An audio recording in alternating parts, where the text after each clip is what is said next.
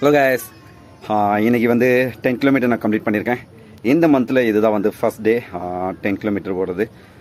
இன்றைக்கி பார்த்தீங்க அப்படின்னா வந்து 69 மினிட்ஸில் ஓடினேன். ஒரு பாஸ்ட்டு ஒரு 1 or 2 monthஸில் நான் இவ்வளோ மோசமாக ஓடினதே கிடையாது. லாஸ்ட் டைமில் கூட வந்து அவ்வளோ கண்டினியூவாக ஓடினேன். 69ல் ஓடவே கிடையாது. இடையில வந்து ஒரு 15 days தான் கேப்பு. இதில் பார்த்தீங்க அப்படின்னா இவ்வளோ சேஞ்சஸ்.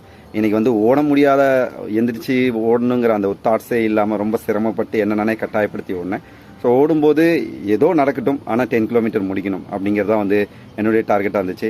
ஸோ டைமிங்கை பற்றி நான் கவலையே படல. கொஞ்சம் கொஞ்சமாக மைண்ட் வந்து அது போக்கில் விட்டுட்டேன். நீ என்ன யோசிக்கிறதுனா யோசி அப்படின்னு சின்ன சின்ன ஸ்டெப்புக்கு மட்டும் காலில் மட்டும் கொஞ்சம் ஃபோக்கஸ் பண்ணி என்னுடைய இன்றைக்கி டே 10 கிலோமீட்டர் வந்து நான் கம்ப்ளீட் பண்ணிட்டேன்.